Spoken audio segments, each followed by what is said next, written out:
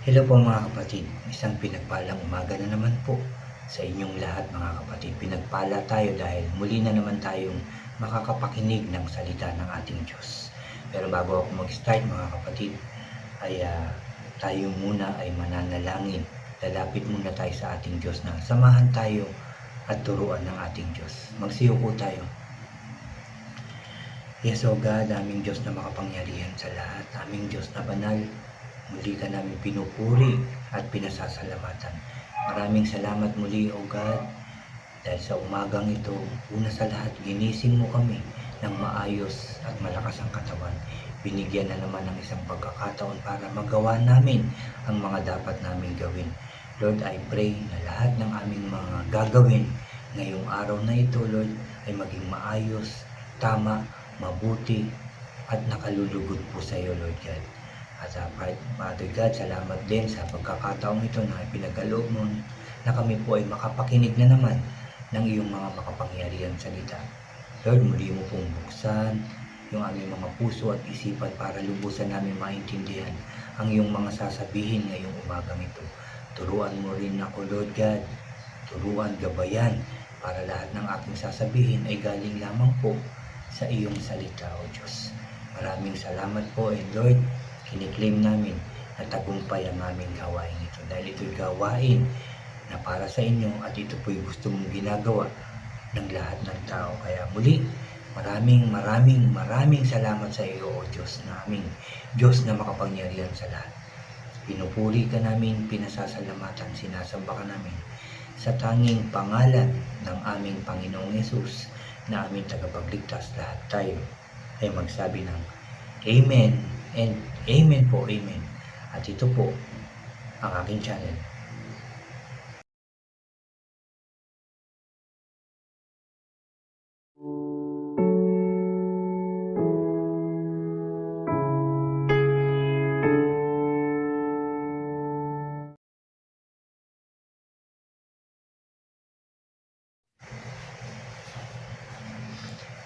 Hello po ulit mga kapatid, ulitin ko lang isang pinagpalang umaga sa ating lahat mga kapatid, sa ating lahat. At bago po ulit ako mag-umpisa, anyayaan ko lang yung mga bago po dyan sa aking channel na huwag niyo pong kalimutan na mag-subscribe, paki-like and share niyo po yung aking mga videos at paki-click po ang notification bell para lagi po kayong updated sa mga bago at iba ko pang mga i-upload po. Salamat mga kapatid, salamat. Mga kapatid, ang aking i-share sa inyo ay dito po sa Psalms chapter 27 po, o Salmo chapter 27. Dito po ako sa verse 8, magpo-focus dito sa sulat ni Haring David mga kapatid. Dito nga po sa Psalms chapter 27. Ito po ay dito sa Pinoy version, ang Bible ay ang tawag dito, meron po itong title na Prayer ng Papuri.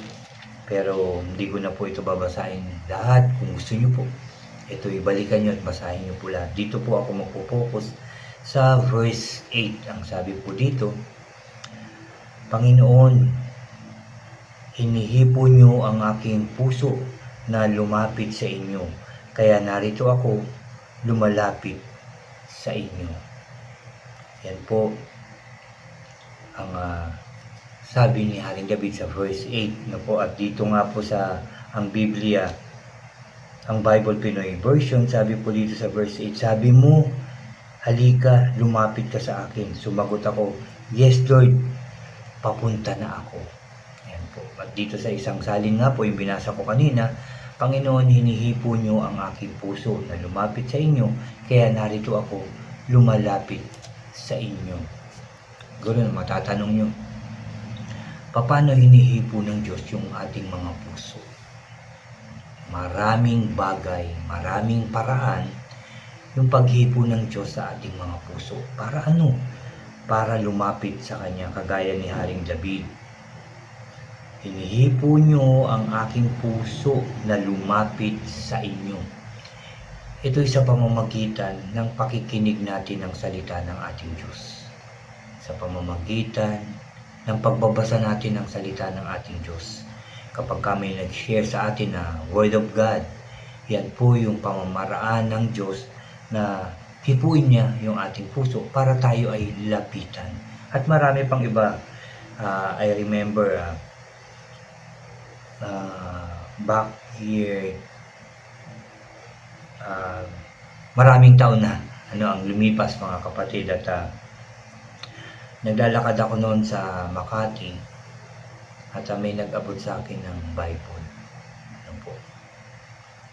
Punta ako noon yung time na yun, papunta ako ng Japan yun. So may nag-abot sa akin ng Bible. So yun nga, hinawakan ko lang, tapos tinignan ko lang yung mama, and then lumakad na siya, din umalis na ako. Dinala ko po yun, yung Bible na yun, pero siguro inopen ko yun, pero hindi ganun kadalas. So masasabi kong yun yung time na hinipo ako ni Lord para lumapit sa Kanya. Pero yun nga, binasa ko yun, pero hindi ganun kaseryosong ginawa kong para basahin, po. Dahil nakapokus ako dun sa pag-alis ko papuntang Japan para magtrabaho po. Dun po ako nag-focus. Pero I remember din na nung bumalik na ako, nabuksan ko naman yun at nag-share ako ng konti, pero hindi na yun nasundan. Siguro mga 1-2 beses lang na mag-share ako dun sa aking mga kapatid. Maliliit pa sila noon, no? At yun nga po, hindi. Pero ito nga, nung mabasa ko ito, na yun pala yung pamamaraan ng Diyos na hinihipo niya ako para lumapit ako sa Kanya. At marami pang pagkakataon yun, marami nagsishare din, napapakinggan ko lang, ganyan lang, pero hindi seryoso. Kahit hinihipo niya na ako, hindi ako lumalapit. Hindi ko sinasabing hindi man lang ako nakakapagsimba po. Nung mga time na yon, madalas naman makapagsimba. Pag Sunday, sama ko yung mga anak ko, ganyan. Nakakapagsimba naman po talaga. Pero yun nga po. Pero dito, this time, yun nga, yung mga pakikinig ko ng Word of God, naisip ko lang na hinihipo ng Diyos yung aking puso para lumapit sa Kanya, hanggang sa dumating na nga po yung pagkakataon na talagang hinipo na ako ni Lord para lumapit sa Kanya, para makilala siya ng lubusan. Ayun nga po, nakapagsimba year 2013, nung una po ako makapunta sa Wisdom Church. At pagpunta ko nung araw na yon ay nagdire-diretso na po yun, no? Hanggang ngayon, year 2025 po. I remember nung una ako makapunta ng Wisdom Church dito sa Santa Rosa, Laguna, ay kasama ko pa noon si Brother Randy, yung aking best friend at kapatid in Christ. Siya po yung nagtanong sa akin dun tungkol sa Wisdom Church, at hindi ko talaga nung time na yun, hindi ko pa nadidinig, pero yung Emmanuel School ay nadidinig-dinig ko na po yun. At yun nga po, dumating kami dun ni Bro Randy, yun nga, nakita ko yung mga pastor dun, yung ibang pastor, si Pastor Wilson, Pastor Albert, Pastor Ricky, at dumating din dun si Bishop Rene.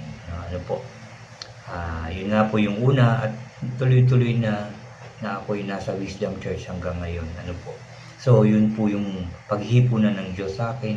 Yun na yung time na pagtawag po, hanggang sa dumating na magsimba, then makapag-aral ako doon sa Wisdom Church, hanggang sa ayun nga po, naging leader, hanggang sa nag-share na ng Word of God, ganyan po. Hanggang ngayon, ito po, sa inyo ay nag-share ako ng Word of God. So yun po yun. Kayo din, yung una kayo makapakinig ng Word of God o makapagbasa, yun yung paghipo sa inyo ng Diyos para lumapit sa Kanya. Para kilalanin siya ng lubusan, para tanggapin ang ating Panginoong Hesus na ating personal na maging tagapagligtas. Yun po yun. Pero alam ko, may mga time na binabaliwala natin o nabaliwala natin yung paghipo at pagtawag ng Diyos sa ating, kagaya ko rin ng mga una. Yun din ang nangyari, na hindi ko masyadong pinapansin focus siyempre po, may trabaho, may family din, ano po, so yun po. Yun po, pero yun nga po sinasabi dito kay King David na hinihipo niya yung puso ni King David para lumapit sa kanya. At tayo rin, hinihipo rin ni Lord yung ating puso para lumapit sa kanya. Kagaya nga ng sabi ko po kanina, para lumapit sa kanya, para kilalanin siya ng lubusan, para malaman din natin yung kanyang mga salita, para malaman din natin yung mga plano niya sa ating mga buhay, mga kapatid. Kasi ang plano ni God, hindi lang naman sa isang tao, hindi lang naman sa isang pamilya, o hindi lang sa isang bansa, kundi ito'y plano niya sa lahat ng tao. Na tayo'y makakilala sa Kanya, na tayo'y tumanggap sa Kanyang kaisa-isang anak, na ating mga tagapagligtas, no, ng ating tagapagligtas, at yun nga po yung mag-serve sa ating Diyos. Kasi yung pag-share lang natin kahit sa Facebook, sa Messenger, ano po, ay paglilingkod din yan kay God. Basta nag-share tayo ng Word of God, gusto rin yan ng ating Diyos. Ano po, kasi may mga tao talaga na tinawag para talagang magturo, maging pastor, pastora, bishop, ano po, may mga tinawag talaga dyan ng ating Diyos para sila'y maglingkod mightily, wholeheartedly sa ating Diyos, at ibigay na yung kanilang buhay, yung kanilang oras na maglingkod sa ating Diyos. Marami po yan. Ano po? At alay nyo, isa din kayo doon sa tinawag ng Diyos para maglingkod sa Kanya ng buo. Ano po, hindi kalakalahati lang kundi buo, ano po. Ganun po. So lahat tayo ay hinihipo ng Diyos in a different way. Ano po, iba-ibang pagkakataon, iba-ibang oras, iba-ibang pamamaraan, ano po. Pero lahat tayo gusto ng Diyos na makilala natin siya, malaman natin yung kanyang mga salita at mga plano niya sa ating mga buhay. Ano po, yan po yun. Kaya tayo lalapit sa Kanya. Pagka nakarinig na kayo ng Word of God, pag may nag-share sa inyo, pag may nagyaya sa inyo ng magsimba, hinihipo kayo ni Lord.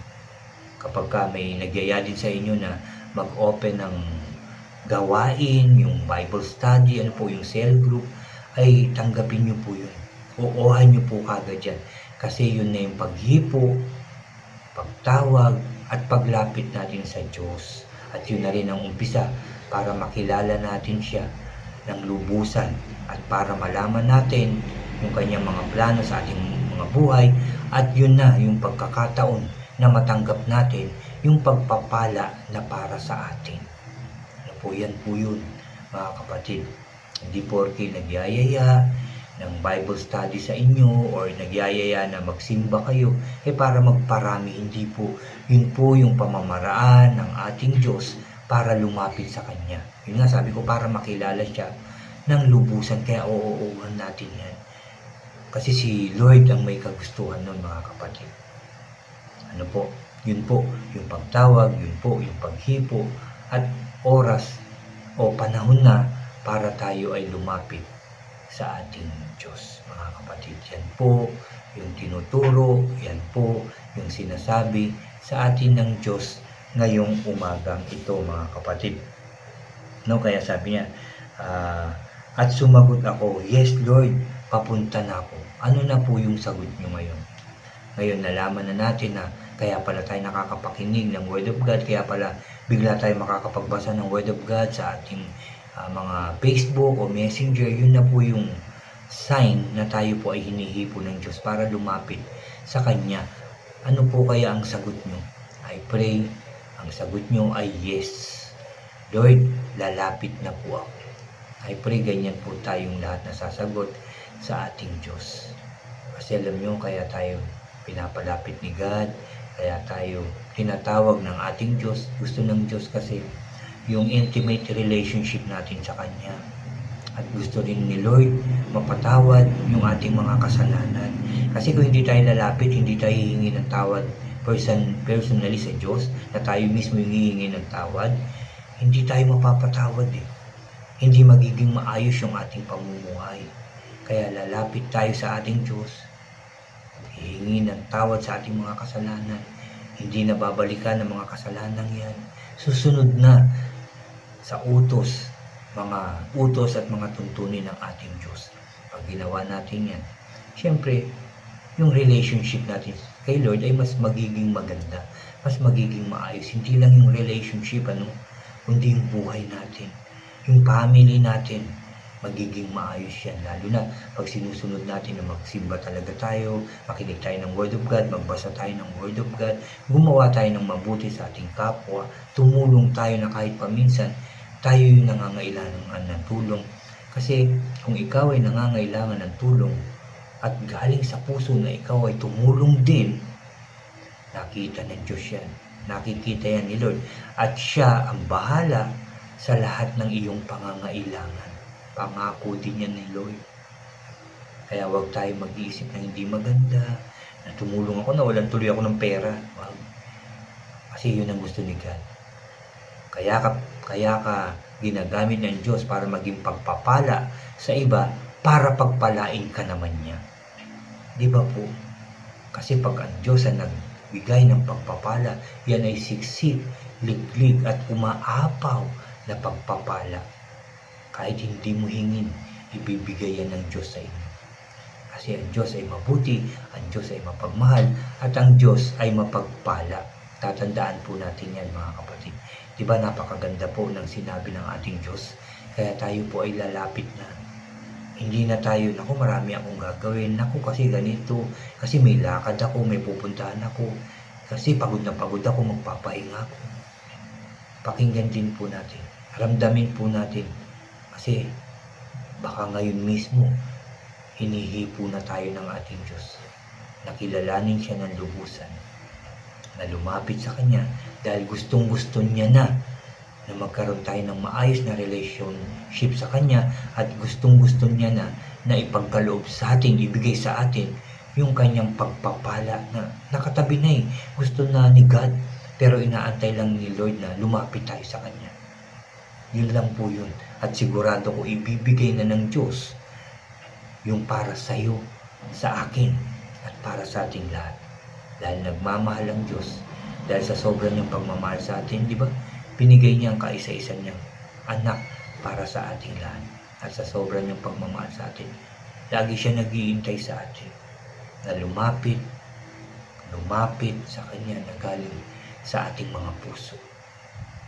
Kalimutan na natin yung sama ng loob, galit sa iba. Magpatawad tayo. Kalimutan na natin laging isipin, paano na yung kakainin, paano na yung ibabayad. No? Ilapit natin to kay God. Kasi siya ay Diyos na makapangyarihan sa lahat. Kanya lahat. Kaya niya tayong pagpalain. Kaya niyang ayusin yung ating mga buhay. Kaya niyang, di ba, ibigay lahat. Umangat, gumanda, maging masaya, maging payapa yung ating buhay, yung ating pamilya, at ating bansa. Kaya lagi tayong lalapit, lagi tayong magdadasal, lagi natin kakausapin si God. Pwede tayong magsumbong kay God. Pwede natin sabihin lahat, pwede natin hingin lahat yung gusto natin. Dahil makikinig ang Diyos. Kung nakita niya ang puso mo, ang hangarin mo doon sa mga hinihingi mo, mga nilalapit mo sa Kanya ay galing sa puso at tapat.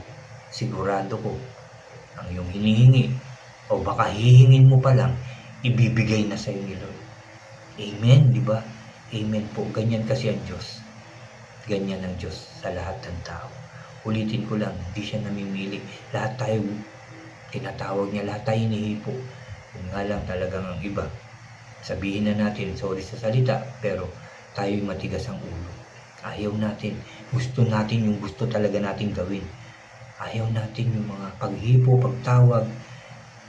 Ayaw natin yung gusto natin, yung plano natin ang masusunod. Why not ang gawin natin Itanong natin kay Lord, Lord, tama po ba yung plano ko? Ito po ba yung plano mo? Ito po ba yung gusto mong gawin ko? Bakit hindi natin yan umpisahan gawin? At sigurado ko sasagot sila. Pagkatiwala natin sa Kanya lahat. Pagkatiwala natin ang buong puso at kaluluwa, yung ating buhay, yung ating pamilya, yung ating mga pangarap. At sigurado ko, sasagot si God at ibibigay sa iyo ang pinakamaayos, masaya, masagana, tagumpay at payapang buhay at pamumuhay. Amen. and amen. At yan po yung aking sharing ngayong umagang ito. Balikan nyo po yung chapter 27 ng Psalms. Ano po? At dito po ako nag-focus nga sa verse 8 po. So maraming salamat sa salita ng ating Diyos na ating narinig na naman ngayong umagang ito. I pray na marami po kayong naintindihan. I pray marami tayong naintindihan. Marami tayong idadagdag sa ating mga kaalaman na naman sa salita ng ating Diyos. At marami na naman tayong maisishare sa ating mga mahal sa buhay at sa ibang tao. Amen. Amen. At muli tayong mananalangin sa Diyos. Pagpapasalamat natin ito. Pagpapasalamat natin dahil hinipo na tayo o hinipo na naman tayo ni God na lumapit sa Kanya at ang sagot na natin, yes Lord, narito ako, lalapit na ako. Magsiupo tayo. Yes, O God, aming Diyos na makapangyarihan sa lahat. Muli ka namin pinupuri, pinasasalamatan, sinasamba ka namin. Ama, maraming salamat na naman sa iyong salita na aming napakinggan, Lord God. Napakarami na naman namin natutunan. Salamat po. Salamat po. Lord, una, patawarin mo po ako, patawarin mo kami sa paghipo mo sa amin na hindi namin ito pinapansin. Sa pagtawag mo sa amin na hindi ka namin tinitignan man lang. Pagkos tumatalikod pa kami, umiiwas pa kami, lumiliko pa kami, Lord. Patawarin mo po kami lahat sa aming pagkukulang sa iyo, sa aming pagtalikod sa iyo, sa aming pagbaliwala sa iyo. Patawad po, Lord.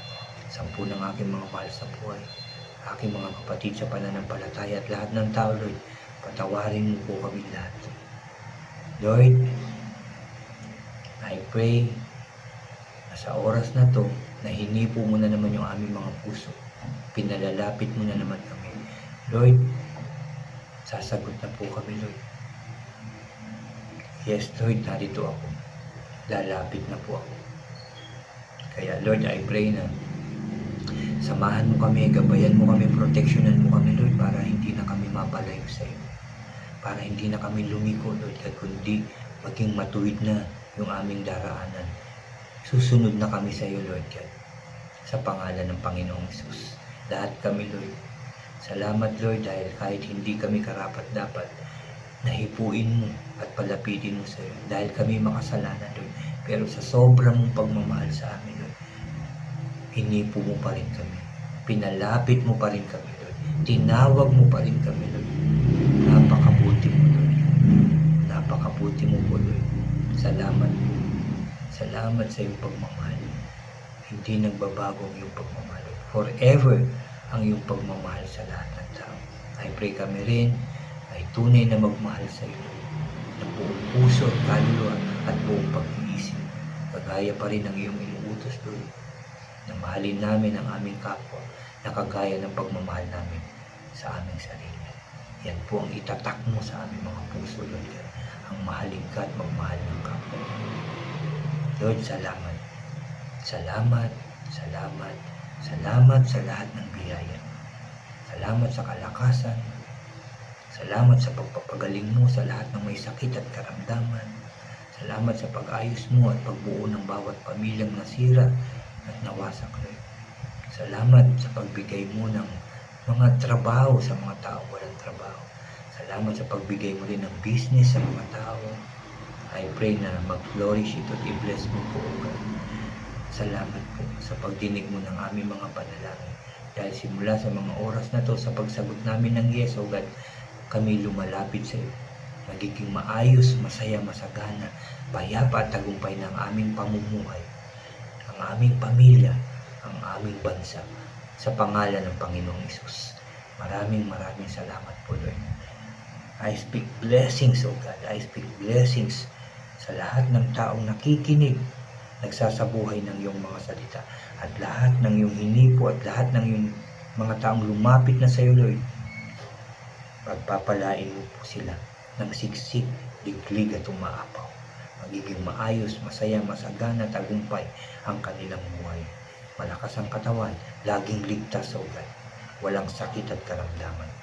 In Jesus' name, In Jesus' name. Kaya Lord, maraming salamat na naman dahil kinausap mo kami, tinuruan mo kami, Lord God.